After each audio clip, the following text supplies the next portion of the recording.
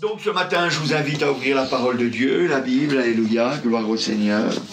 Et ce sera dans l'évangile de Jean, au chapitre 3 et au verset 16. Un verset qui est souvent bien connu, et on va le lire ensemble. Évangile de Jean, chapitre 3 et au verset 16. Et il est écrit au verset 16, « Car Dieu a tant aimé le monde qu'il a donné son Fils unique, afin que quiconque croit en lui ne périsse point, mais qu'il ait la vie éternelle. » Alléluia. Gloire au Seigneur. Alléluia. Gloire à Dieu. Ce matin, eh bien, je voudrais vous parler de l'amour de Dieu à travers son Fils Jésus. Gloire au Seigneur. Alléluia. Et c'est vrai, comme on l'a dit, Dieu a tant aimé le monde. Dieu, quand il a regardé le monde, il a vu que le monde, il allait dans la souffrance éternelle. Il a vu que le monde, il était perdu pour l'éternité. Alors, son amour de Père a été tellement grand qu'il nous a donné Jésus. Alléluia. Il l'a envoyé sur la terre pour faire une œuvre excellente. Alléluia. Une œuvre pour nous sauver, pour te sauver, pour me sauver. Gloire à Dieu. Gloire à Dieu. Alléluia. Alors c'est pour ça ce matin, eh bien, je voudrais que vous négligiez pas l'œuvre de Jésus. Alléluia. Je voudrais que vous négligiez pas l'œuvre de Jésus. C'est très important parce que c'est une histoire de vie ou c'est une histoire de mort. C'est l'œuvre de la rédemption que le Seigneur nous propose. C'est pour nous sortir de notre misère. Déjà sur la terre, mais pour nous emmener dans le ciel. C'est la rédemption. La rédemption, vous savez, c'est quand on a été complètement abattu, eh bien, il nous relève. Dieu nous relève, alléluia, gloire au Seigneur. Mais il nous relève, il nous ramène à lui, mais c'est seulement à travers son Fils. Parce que nous ne pouvons pas de nous-mêmes venir au Seigneur Dieu, alléluia.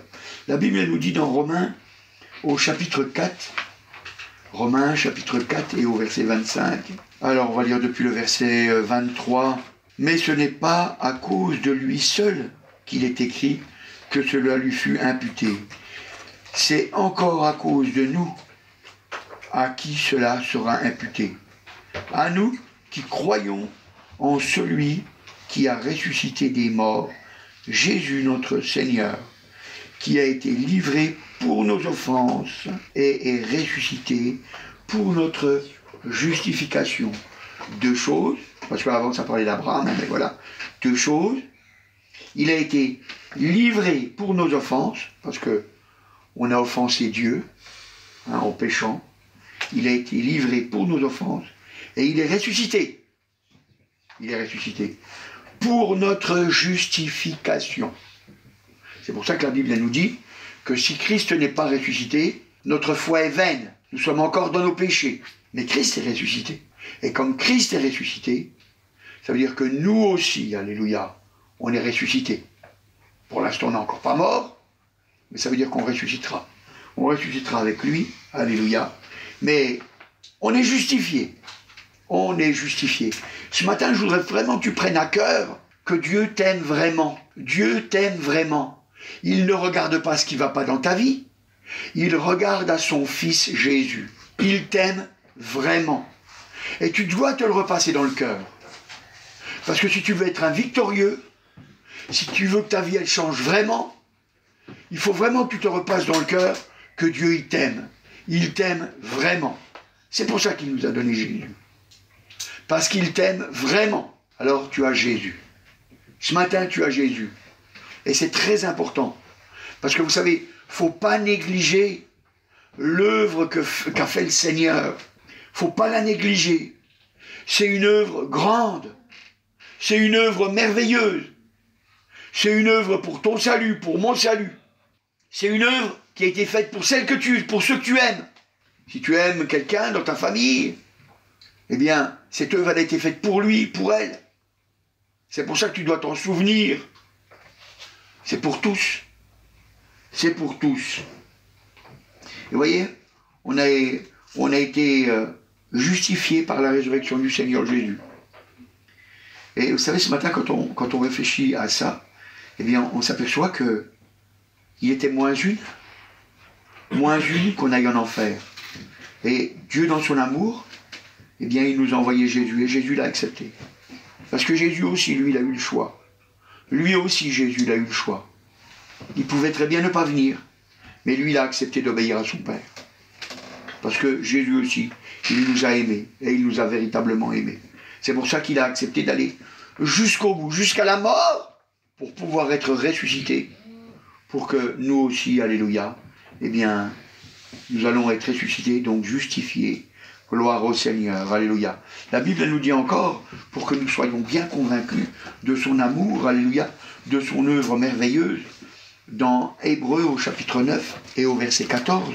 Combien plus? Alors bon, hein, on va lire depuis le verset 13 pour que vous ayez au moins la phrase complète. Car si le sang des taureaux et des boucs et la cendre d'une vache répandue sur ceux qui sont souillés sanctifie et procure la pureté de la chair, combien le sang de Christ, qui par l'Esprit éternel s'est offert lui-même, sans tache à Dieu, purifiera-t-il votre conscience des œuvres mortes, afin que vous serviez le Dieu vivant. Alléluia, gloire au Seigneur.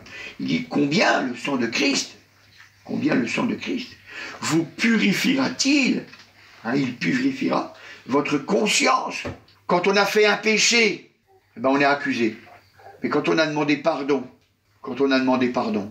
eh bien si jamais on est accusé encore, eh bien vous devez rejeter cette accusation. Vous devez dire non. Je ne peux pas accepter cette accusation. Parce que j'ai demandé pardon et le sang de Jésus a coulé pour moi. Le sang de Jésus a coulé pour moi. Et si tu es accusé, c'est pas normal. C'est pas normal.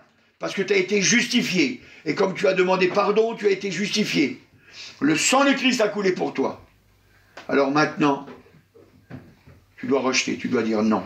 Je ne peux pas accepter cette accusation. Je ne peux pas accepter cette accusation. Vous savez, le problème, c'est que souvent, dans le monde des chrétiens, on s'aperçoit quoi? C'est que les gens, ils se repassent les mauvaises choses qu'ils ont faites. Et puis ils disent, ah, c'est tellement mal ce que j'ai fait. Pardon, Seigneur.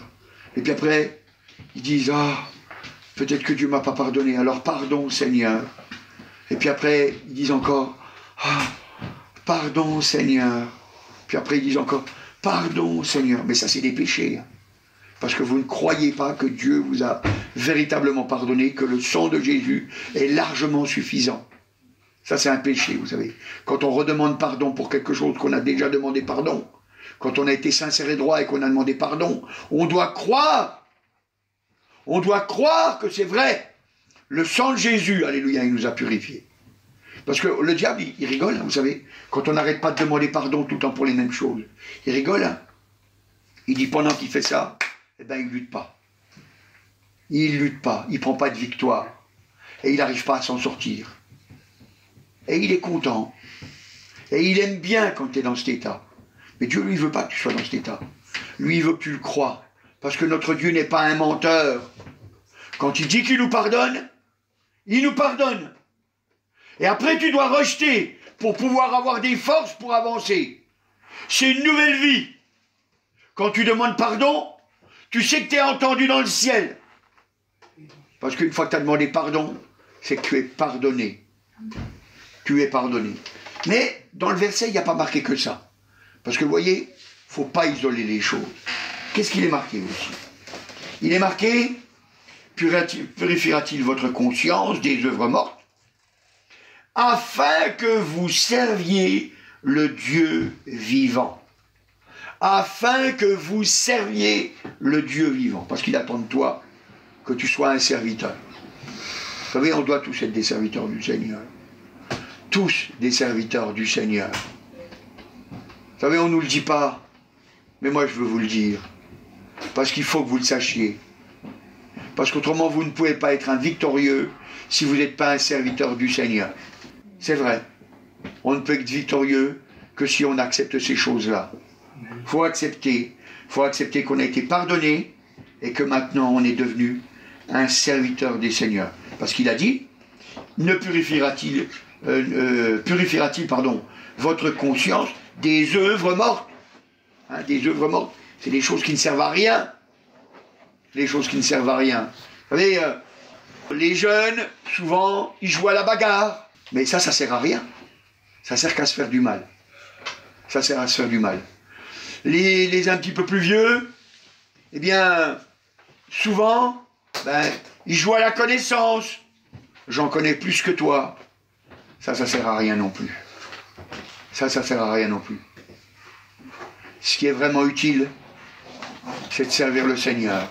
On s'abaisse. On s'abaisse. On s'humilie. Et puis là, Dieu nous bénit. Que la Bible elle nous dit que l'humilité précède la gloire, mais l'orgueil précède la chute. Alors il faut le savoir. Il faut le savoir. Si on veut vraiment servir le Seigneur, alléluia, alors faut accepter.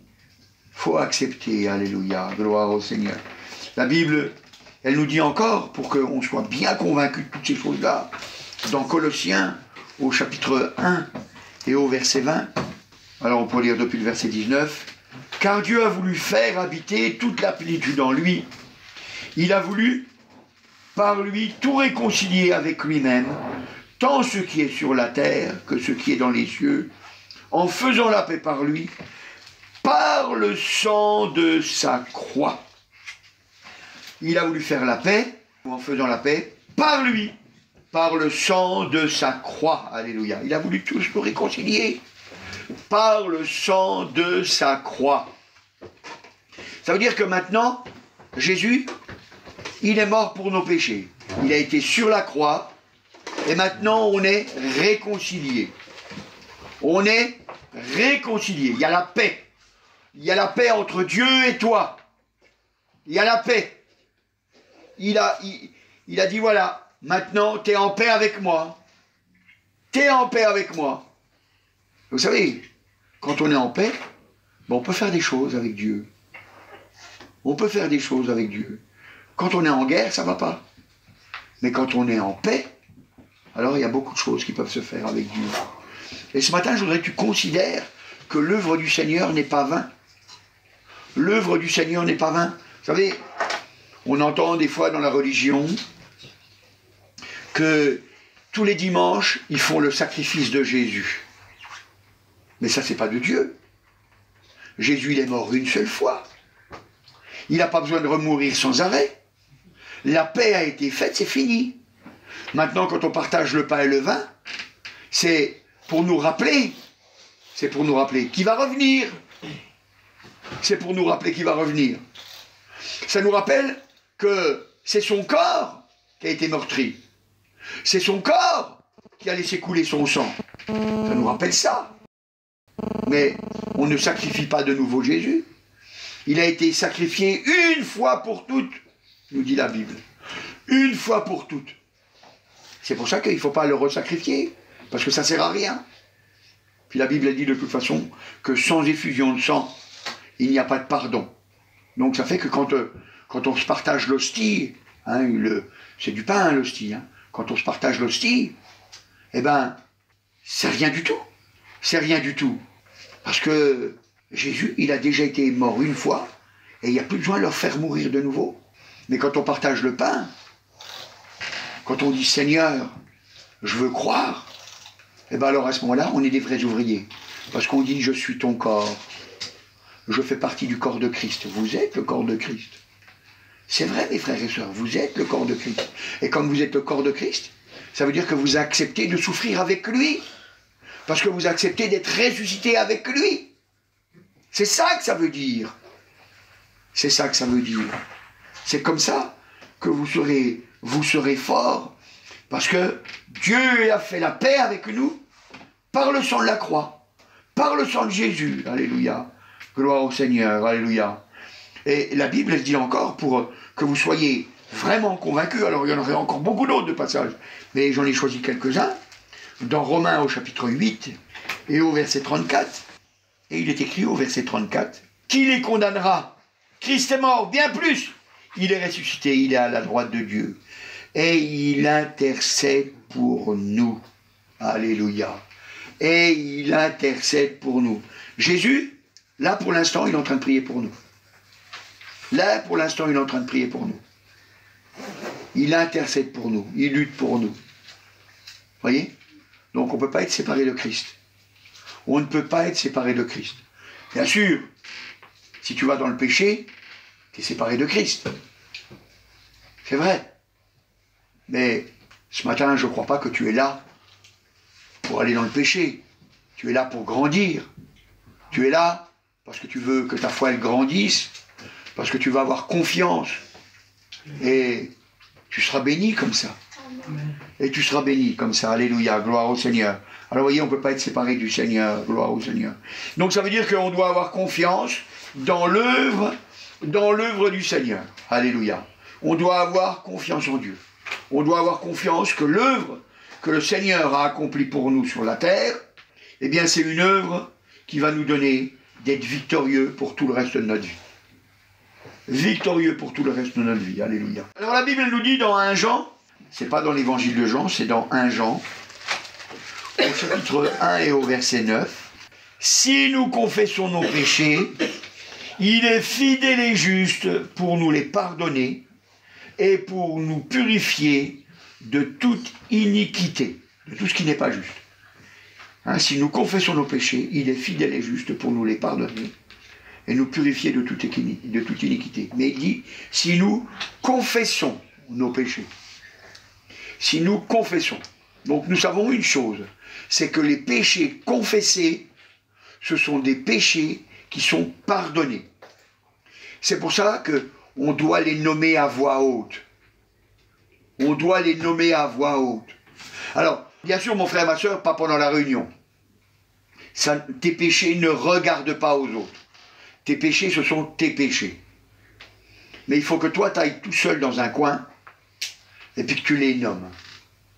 Ceux que tu te rappelles, tu les nommes. Et puis que ceux que l'Esprit de Dieu te remettra à cœur, tu les nommeras. Tu as fait un vol. Moi, je vois par exemple ma femme, elle avait volé dans une librairie, vous pourrez lui demander. Mais je l'ai épousée quand même, hein, même qu'elle avait volé dans une librairie, hein, elle avait demandé pardon. Hein. Elle avait volé dans une librairie, et ben Dieu lui a fait confesser son péché, mais Dieu lui a fait confesser son péché, et pour qu'il soit véritablement effacé, eh ben il fallait qu'elle répare parce qu'elle pouvait réparer. Alors elle a été à la librairie, et puis elle a rendu le livre. Elle a rendu le livre, elle a dit voilà, je l'ai volé, alors je vous le rends. Je vous le rends.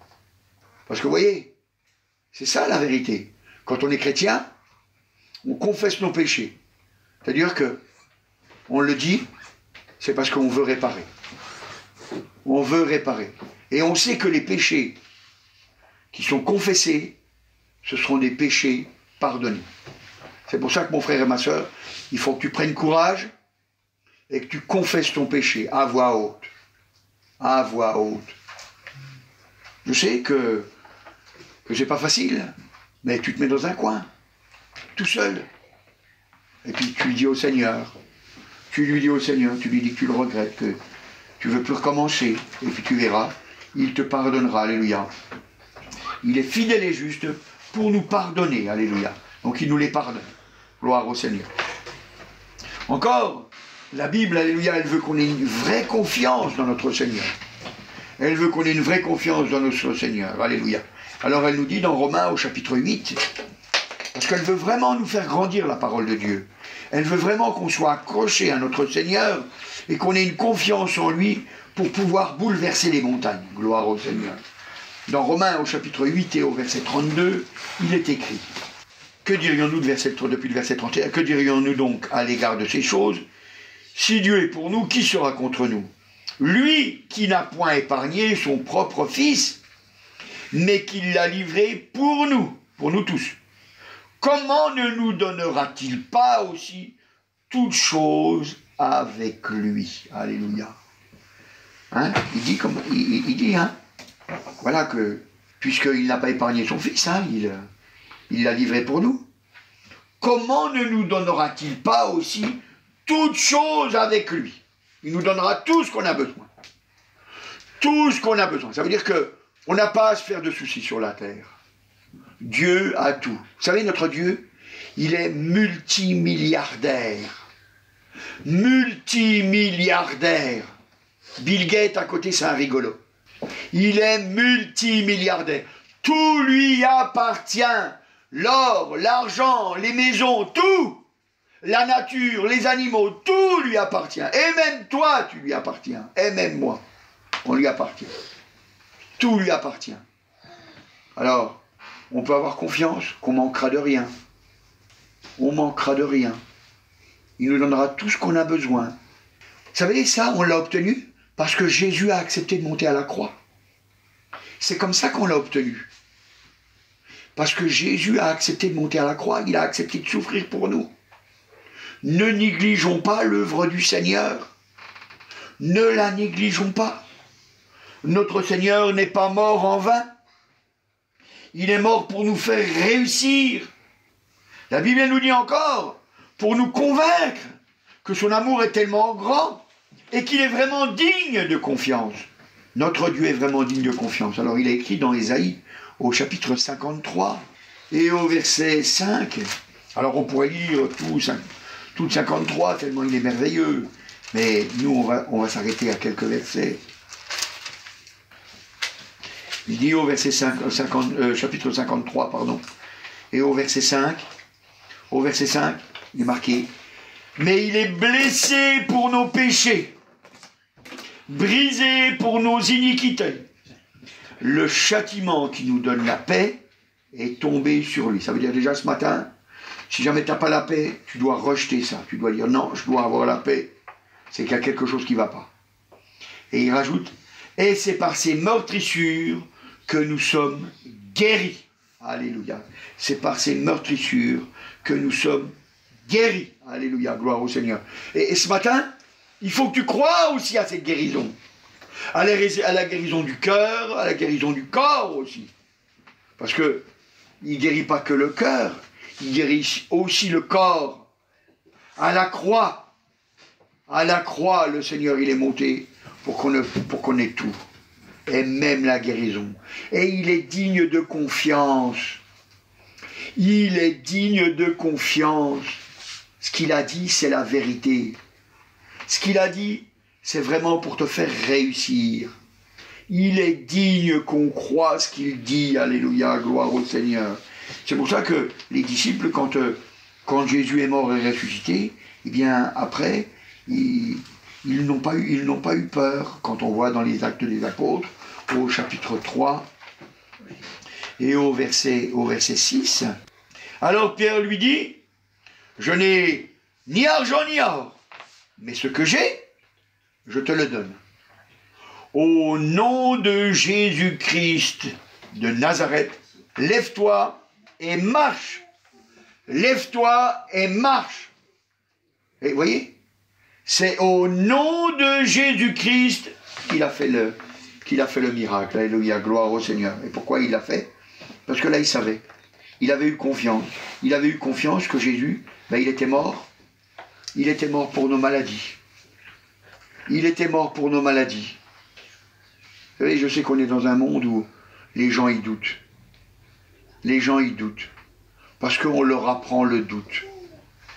On leur apprend le doute. Mais avec le Seigneur, faut que tu chasses le doute. Faut que tu chasses le doute. Faut que tu chasses tes craintes. Parce que Jésus a payé. Jésus a véritablement payé. Vous savez, moi j'ai eu les vertèbres cervicales cassées. Je suis resté paralysé de 82 à 85. On a prié pour moi, j'ai été guéri instantanément. Et je ne suis pas meilleur que vous. Et si je vous dis ça, c'est pour que vous sachiez que Jésus répond aux prières. J'ai ma fille, Émilie, quand elle est née avec un pied beau. Ma femme est là pour le dire. Elle est née avec un pied beau. J'ai prié avec ma femme. On a prié pour l'enfant. Tout le monde nous a regardés, ils nous ont écoutés. Ils n'ont rien dit. Les médecins qui étaient là, ils n'ont rien dit. Mais mon enfant, dans la nuit, elle a été guérie. Elle a été totalement guérie. Alléluia, gloire au Seigneur. Parce que Dieu, il a payé. Il a payé pour que tu sois guéri. Mon frère, ma sœur, tu dois avoir cette confiance. Tu dois avoir cette confiance Parce que si tu n'as pas cette confiance, parce que la confiance, c'est la foi. On a confiance dans le Seigneur, c'est ça. On a confiance. On sait que ce qu'il dit, c'est la vérité. Il ne ment pas. Et je te dis la vérité, si tu n'as pas cette confiance, tu n'obtiendras rien. Parce que la Bible, elle est très claire là-dessus. Dans Hébreux, au chapitre 11, vous savez, si on n'a pas cette confiance dans notre Seigneur, ça sert à quoi? Si notre Dieu est incapable d'agir pour nous, ça sert à quoi? On a besoin que notre Dieu, il agisse pour nous. La Bible nous dit dans Hébreux au chapitre 11 et au verset 6, « Or, sans la foi, il est impossible de lui être agréable, car il faut que celui qui s'approche de Dieu croit que Dieu existe et qu'il est le rémunérateur de ceux qui le recherchent. » Alléluia. Il est le rémunérateur, c'est celui qui paye. Parce que tu crois, tu l'honores. Parce que tu as confiance en lui, tu l'honores. Et parce que tu l'honores, alors il te bénit, alléluia. Il dit, tu crois en moi? Tu as confiance en moi?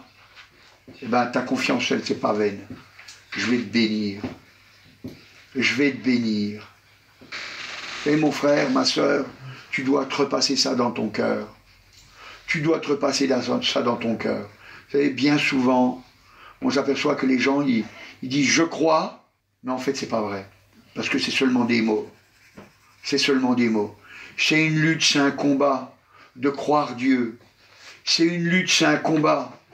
Alors, comme je dis toujours, vous avez un mot de tête. Vous dites « Seigneur, guéris-moi ». Ah, c'est pas trop engageant. C'est pas trop engageant. Vous arrivez à y croire. Et puis, vous vous dites, sûrement, ah, si ça ne marche pas, j'ai toujours le cachet. C'est sûr que comme ça n'avance pas. Mais quand il faut lutter, parce que nos pensées nous disent, c'est pas possible. Ce n'est pas possible. Puis nous on dit, Dieu l'a dit. Dieu c'est pas un menteur. Il faut que je garde la parole de Dieu dans mon cœur. Il faut que je me la repasse dans mon cœur. Il faut que je le croie. Ça nous oblige à supplier. Ça nous oblige à crier. Ça nous oblige à nous mettre à genoux. Et à demander ce qui ne va pas. Pourquoi, Seigneur, ça ne va pas? Pourquoi est-ce que tu ne m'as pas répondu? Est-ce qu'il y a quelque chose, Seigneur, qui bloque? Est-ce qu'il y a quelque chose, Seigneur, qui empêche que tu répondes? Vous savez, quand on se met à faire ça, alors on honore Dieu, on l'honore. Parce que ça veut dire qu'on le met en premier, on dit, toi, tu n'es pas un menteur, le menteur, c'est moi. Le menteur, c'est moi. J'arrive pas à croire, alors il faut que je vienne à toi jusqu'à ce que mon cœur croie. Et c'est là que vous obtenez la bénédiction. C'est là que vous obtenez la bénédiction, parce qu'elle a été payée à la croix. Mais le diable, il ne veut pas que vous croyiez ces choses-là. Il veut que vous croyiez que c'est des balivernes, ça veut dire des mensonges. Il veut que vous croyiez que c'est une histoire. C'est une histoire. C'est le petit Jésus dans la crèche. Vous voyez, c'est ça qu'il veut que vous croyiez, le diable. Mais nous, on ne croit pas ça. Nous, on croit que Jésus a payé, est véritablement payé. C'est pour ça que les guérissons, c'est pour ça que les miracles se font. C'est pour ça que Dieu agit, alléluia. Vous voyez, on a une sœur, c'est à Besançon, c'est à Besançon qu'elle a de la glande, la thyroïde. Ouais. Voilà, c'est pas guérissable ça. C'est pas guérissable. Les médecins l'ont dit, on ne peut pas guérir de la thyroïde. Et puis elle a cru. Elle a cru. Elle a été à l'imposition des mains, 1 fois, 2 fois, 3 fois, je ne sais pas combien de fois elle a été. Elle a prié, elle a supplié, elle a demandé au Seigneur. Et aujourd'hui, quand vous la verrez, vous pourrez lui demander, elle est guérie de sa thyroïde. Elle a été guérie, alléluia. Et vous savez, c'est une lutte et un combat. Mon frère, ma soeur, la vie chrétienne, c'est une lutte, c'est un combat. Je ne te le cache pas. Faut croire que Dieu, ce qu'il a dit, c'est vrai. Que l'œuvre du Seigneur, elle est vraie. C'est pour ça que je te dis, ne néglige pas l'œuvre du Seigneur. Il n'est pas monté en vain sur la croix. Il n'est pas monté en vain sur la croix. Et il l'avait annoncé. Hein, c'est ce qu'on a lu tout à l'heure dans Ésaïe, il avait annoncé hein, que nous serons guéris, tout ça, etc. C'est vrai, c'est vrai. Et c'est pour ça que nous, eh bien, on doit avoir cette foi. Comme les disciples, ils ont eu cette foi. Comme beaucoup ont eu cette foi, alléluia. Nous aussi, nous devons avoir cette foi. Nous devons avoir cette foi. Vous savez, c'est comme quand l'apôtre Paul, il était poursuivi par une femme qui n'arrêtait pas de dire « Ceux-ci annoncent la vérité, hein, ils annoncent la voie de la vérité, ils annoncent la voie de la vérité. » Et puis, nous savons que c'est les chrétiens qui annoncent la vérité. C'est pas une femme qui était possédée d'un esprit mauvais, quoi, hein, puisqu'elle avait un esprit de python, c'est dans les Actes au chapitre 16 et au verset 18, hein, où Paul il s'est retourné, hein, parce qu'il est dit, elle fit cela pendant plusieurs jours. Paul, fatigué, se retourna et dit à l'esprit, je t'ordonne au nom de Jésus-Christ de sortir d'elle. Et il sortit à l'heure même. Vous voyez, l'esprit qui était en elle, hop, il est sorti. Mais où? Mais dans le nom de Jésus. Pourquoi il a fait dans le nom de Jésus? Parce qu'il s'est souvenu. C'est Jésus. C'est Jésus qui est monté à la croix. C'est Jésus qui nous donne la victoire. Nous croyons que son travail n'est pas vain. Son travail n'est pas vain. Ce n'est pas vain ce qu'il a fait. Et dis-toi bien une chose. S'il y a quelque chose qui ne va pas dans ta vie, et puis que tu as du mal à t'en sortir, dis-toi, il y a un problème dans mon cœur. C'est pas la maladie, c'est pas l'angoisse, c'est pas ça le problème. Ça, c'est un annexe. C'est une conséquence. C'est pas ça le problème. Parce que ça, Jésus l'avait déjà payé. Il avait déjà réglé le problème là. C'est un problème dans ton cœur. C'est tu refuses de croire. Tu refuses de croire. Oui, tu crois avec ta tête. Avec ta tête. Pas avec ton cœur, pas avec ton esprit. Pas de toute ton âme. C'est pour ça que ça ne va pas. Mais si tu te mets à croire de tout ton cœur, de toute ton âme, de toute ta force, là, la maladie, elle s'en va. La maladie, elle s'en va. L'esprit qui te tient, il s'en va. Parce que la victoire, tu l'as. Le chrétien, il est fait pour être victorieux. Il est fait pour être victorieux. Tu dois être un victorieux. Et un chrétien qui n'est pas un victorieux, alors c'est un pauvre chrétien. C'est un pauvre chrétien. Parce qu'il n'est pas victorieux. Parce qu'un chrétien, ça doit être victorieux. Mon frère, ma soeur, tu as la victoire aujourd'hui. C'est toi qui décides. Est-ce que je crois ou est-ce que je ne crois pas? C'est toi qui décides. Est-ce que tu crois que le sacrifice de Jésus, eh bien, il est là pour t'aider, pour te faire réussir, ou alors est-ce que tu ne le crois pas? C'est important de te repasser ça dans le cœur. Alléluia. Vous savez, quand on marche avec le Seigneur, alléluia, et qu'on a considéré ces choses, hein, qu'on a considéré l'amour du Seigneur, qu'on a considéré combien c'est vraiment un Dieu de délivrance, et combien notre Seigneur, alléluia, il nous aide, et que nous, on doit avoir confiance en lui, alors à ce moment-là, eh bien, on comprend mieux qu'on a besoin de persévérer pour obtenir les promesses que Jésus, eh bien, il a données à quiconque veut les prendre. C'est vrai. On doit persévérer. On doit persévérer. C'est pour ça que, vous savez, le Seigneur Jésus, il est mort pour nos péchés. Il est mort pour nos péchés. Il est mort pour qu'on puisse aller au ciel. C'est vrai. Il est mort pour qu'on puisse aller au ciel. Qu'on soit libéré de nos péchés, puis qu'on aille au ciel. C'est vrai. Mais qu'est-ce que la Bible, elle nous dira? Regardez voir dans Matthieu. Matthieu au chapitre 10 et au verset 22. Oh, vous savez, il est bon de voir comment le Seigneur ne nous a pas laissés sans rien. Il nous a laissé sa parole pour que notre force, elle ne soit que grandissante. Alors Matthieu, chapitre 10 et au verset 22. Au verset 22, il est écrit « Vous serez haïs de tous à cause de mon nom. Mais celui qui persévérera jusqu'à la fin sera sauvé. » celui qui persévérera jusqu'à la fin. Pour obtenir, il faut persévérer jusqu'au bout. Persévérer jusqu'au bout. Vous savez, c'est comme quand vous allez à la sécurité sociale, ou à la CAF, je sais pas moi, dans tous les organismes de l'État, on vous demande de faire des papiers. Et puis pour pouvoir avoir droit à votre dû, parce qu'il vous est dû, ben faut aller jusqu'au bout. Parce que si vous vous arrêtez en route, eh ben vous n'avez rien. Vous n'avez rien.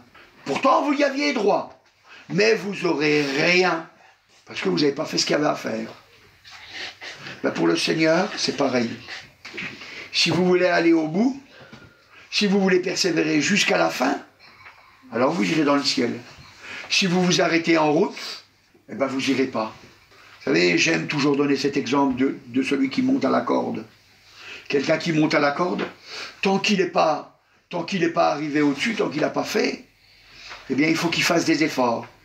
Mais si jamais, en route, pendant qu'il est en train de monter, il dit « Oh, je suis fatigué, je lâche tout », ben, tous les efforts qu'il a faits, ils servent à rien. Tous les efforts qu'il a faits, ils servent à rien. Et il ne peut pas dire « Ah mais, avec tous les efforts que j'ai faits, je mérite quand même d'aller en haut. » Non, t'as lâché, c'est automatique. T'as lâché, tu tombes. C'est automatique. Si tu ne persévères pas, c'est automatique. T'as abandonné. T'as abandonné. C'est pour ça qu'il faut persévérer jusqu'au bout. Vous savez, le Seigneur, il nous dit la vérité. Il nous faut de la persévérance. Moi, j'en ai vu tellement des gens. Ils voulaient bien que Dieu réponde à leurs prières. Mais ils voulaient que, claque dans leurs doigts, et puis Dieu, comme un garçon de café, il arrive et puis il dit « C'est pourquoi pour ton service ?» Mais Dieu n'est pas un garçon de café. C'est lui qui est Dieu. C'est à nous de venir et de supplier. C'est à nous de persévérer et montrer qu'on le veut vraiment. C'est à nous de montrer que nous sommes les créatures et que c'est lui le Dieu Tout-Puissant qui nous aime. Et que dans sa grâce et dans sa miséricorde, il ne tient pas en rancune tout le mal qu'on lui a fait, mais qu'il révèle son amour. C'est lui le Dieu trois fois saint, alléluia. Et nous, si on veut être béni, alors il faut qu'on soit sérieux, on doit persévérer. Je vous dis la vérité, parfois, Dieu il va vous bénir tout de suite, mais c'est lui qui a décidé ça. Vous allez demander, et puis tout de suite il va vous donner. Des fois, vous l'avez même à peine pensé. Vous l'avez à peine pensé que Dieu vous a déjà exaucé. C'est vrai. Parce que Dieu, il est Dieu, il fait ce qu'il veut. Mais des fois, Dieu, il veut qu'on persévère. Parce qu'il sait que dans la vie, on est obligé de persévérer. Quoi que ce soit que vous vouliez faire dans la vie, vous êtes obligé de persévérer. Les jeunes qui jouent aux jeux sur console ou sur PC, quand ils commencent un nouveau jeu et qu'ils ne le connaissent pas, ils perdent. Ils perdent. Et puis ils sont obligés de le faire 2 fois, 3 fois, 4 fois, 5 fois, 6 fois, de prendre du temps et de persévérer. Et des fois ça les énerve, parce qu'ils voient qu'ils n'y arrivent pas, et ils recommencent, et ils recommencent, et ils recommencent, et ils recommencent, jusqu'à ce qu'ils deviennent bons, et puis qu'ils gagnent. Et pour les autres, ceux qui ne sont pas des joueurs, si vous voulez apprendre quelque chose qui vous plaît, je ne sais pas moi, vous voulez apprendre une langue étrangère, vous voulez apprendre à jouer d'un instrument, vous voulez apprendre à jouer à un jeu, à un moment donné, il faut passer par le commencement, il faut de la persévérance, il va falloir peut-être lire la règle, pour un instrument, il va falloir peut-être apprendre à lire la musique, il faudra apprendre à tenir l'instrument, pour apprendre une langue, il faudra commencer à dire des phrases, à répéter des phrases, et peut-être qu'en répétant des phrases, vous n'allez peut-être pas y arriver. Moi je vois quand ma femme, elle m'apprenait à prononcer le R, comme les Espagnols, la R, au début j'y arrivais pas, je faisais R, je sais pas comment je faisais, un truc comme ça. Et à force, même une nuit, je me suis réveillé, puis j'ai fait R, puis hop, Puis je me suis recouché, puis j'ai dormi. Mais parce qu'on veut y arriver. On veut y arriver. Et avec le Seigneur, il faut être pareil. Il faut être un battant pareil pour pouvoir y arriver. C'est celui qui persévérera jusqu'au bout. C'est celui-là seul qui rentrera dans le ciel. Je ne te le cache pas, mon frère, je ne te le cache pas, ma soeur, pour que tu ne sois pas déçu, pour que tu comprennes que la victoire, tu l'as dans la persévérance. Parce que tout a déjà été payé. Tout a déjà été payé, mais tu dois persévérer pour pouvoir obtenir ce qui t'est dû. Parce que ça t'est dû maintenant. Ça t'est dû. Alléluia, gloire au Seigneur. Et c'est vrai, c'est une lutte, un combat. On doit prendre vraiment ça à cœur. Alléluia. La Bible, elle nous dit encore dans Hébreux, au chapitre 10 et au verset 36, pour enfoncer le clou, hein, pour qu'on ne se relâche pas. Parce que ce n'est pas pour nous faire du mal, mais au contraire, pour qu'on soit convaincu que c'est vrai et qu'on doit persévérer, vraiment persévérer. Hébreux, chapitre 10 et au verset 36, il est écrit « Car vous avez besoin de persévérance, afin qu'après avoir accompli la volonté de Dieu, vous obteniez ce qui est promis. » Voyez? Vous obteniez ce qui est promis. Et après avoir accompli la volonté de Dieu. Vous voyez? On persévère, parce que Dieu il veut qu'on persévère. Dieu il veut qu'on persévère. Parce que la victoire, elle est là, dans la persévérance. Jésus a déjà payé, ça t'appartient, mais il faut persévérer, alléluia. Il faut persévérer jusqu'à ce que tu l'obtiennes. Jusqu'à ce que tu l'obtiennes, alléluia. Gloire à Dieu, alléluia. Et je veux croire, alléluia, que tu es vraiment un homme, une femme décidée. Parce que la Bible, elle nous dit que si tu n'es pas décidé, tu ne pourras pas avoir. Dans Jacques, au chapitre 1 et au verset 8, alors on pourrait lire depuis le verset 5. Si quelqu'un d'entre vous manque de sagesse, qu'il la demande à Dieu, qui donne à tous, simplement et sans reproche, et elle lui sera donnée. Verset 6.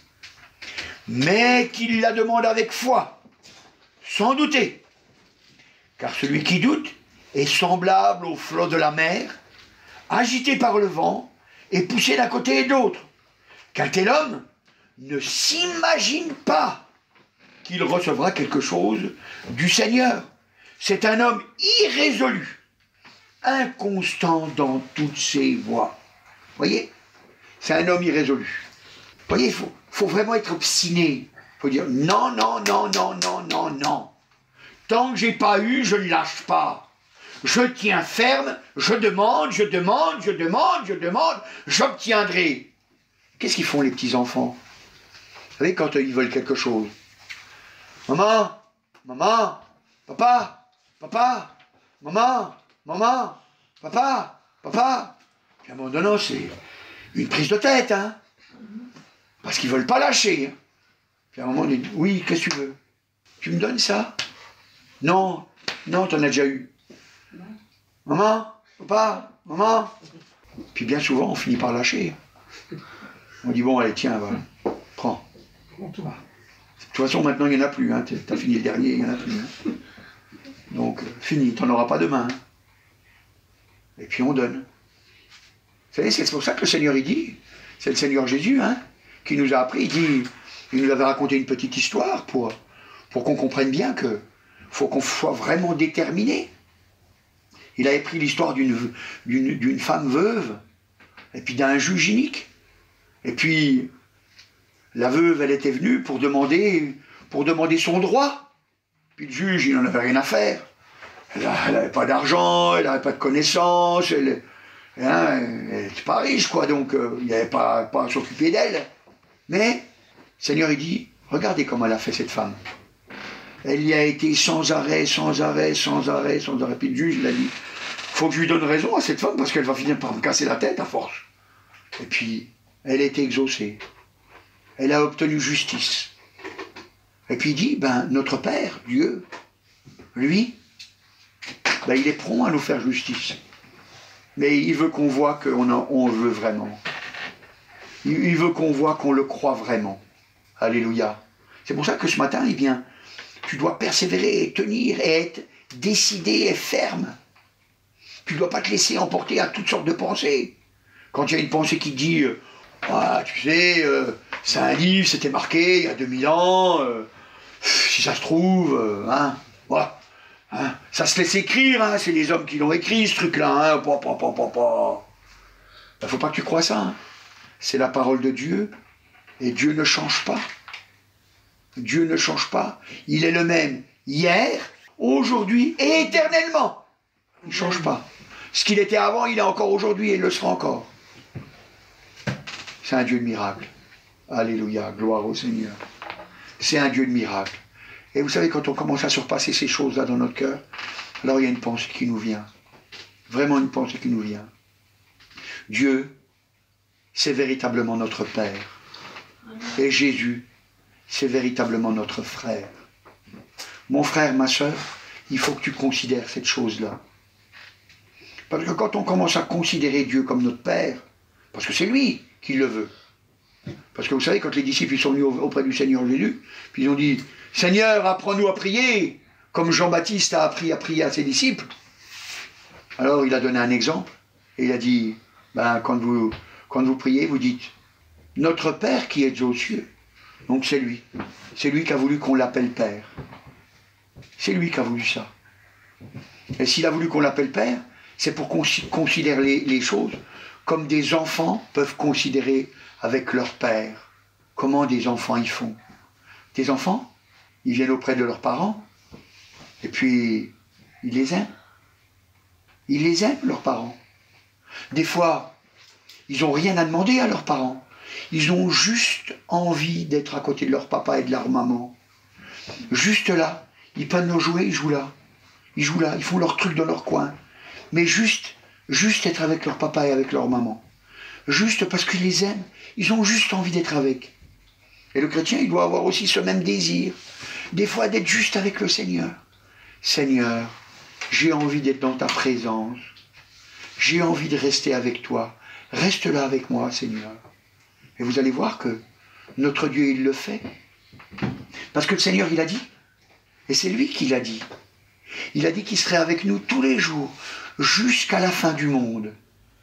Et la fin du monde, elle n'a pas encore eu lieu. Et la fin du monde, je vous le garantis, c'est pas encore pour demain. Hein. Ni pour le mois prochain.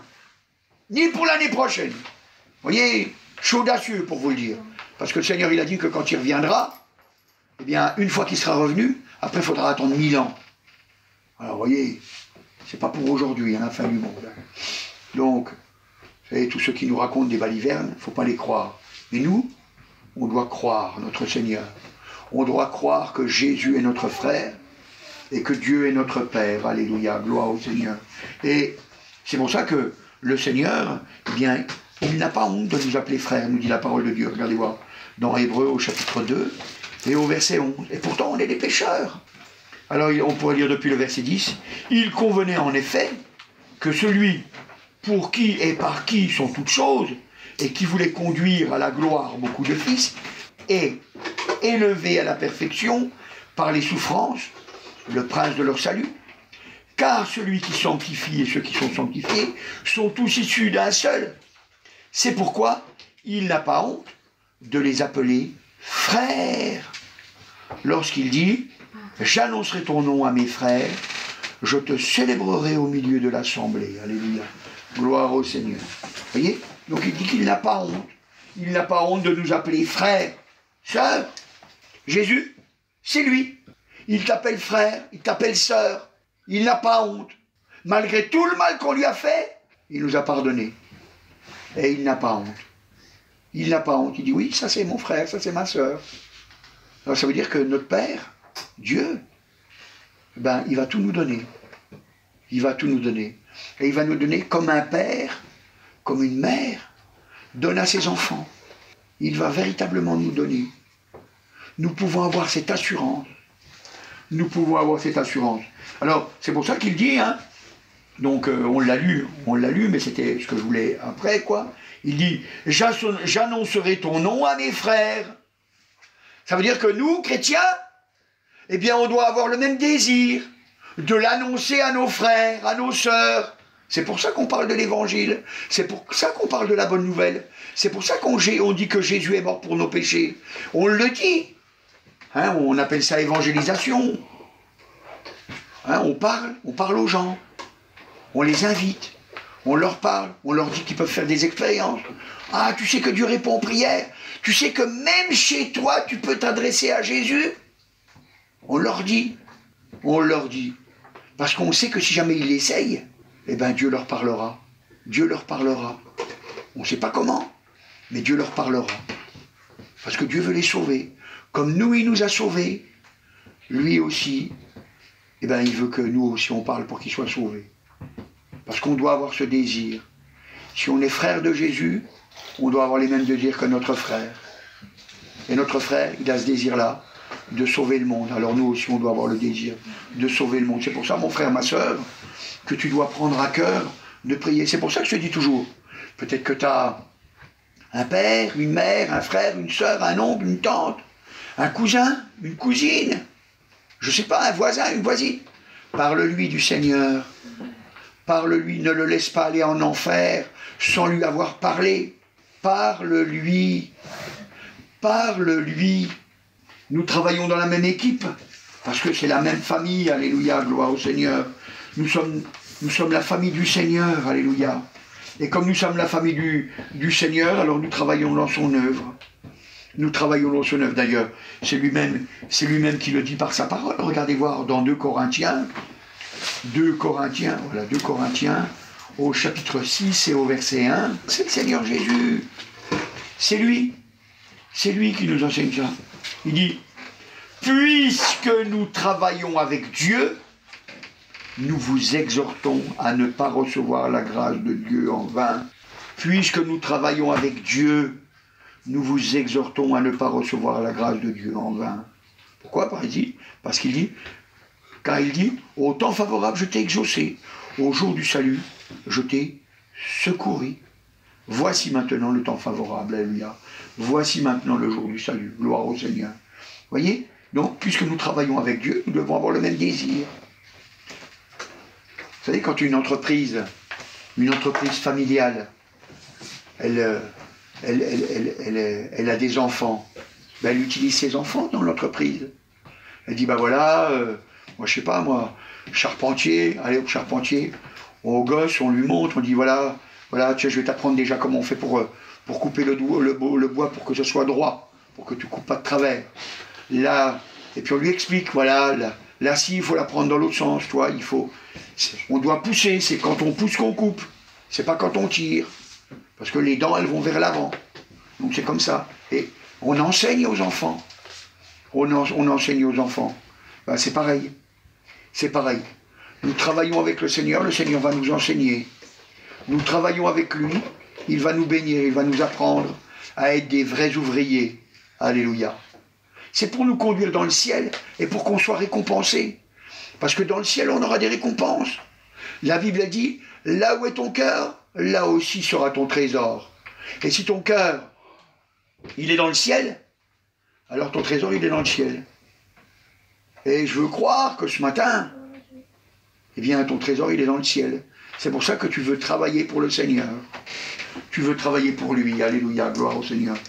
Il y a tellement de choses à faire pour le Seigneur, alléluia.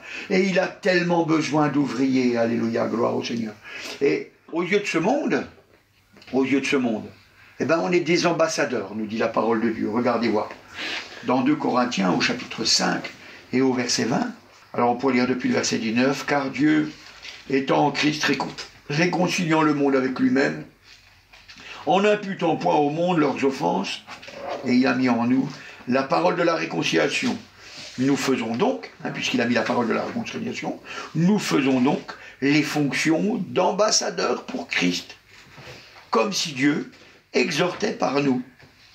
Nous vous en supplions, au nom de Jésus-Christ, soyez réconciliés avec Dieu, alléluia.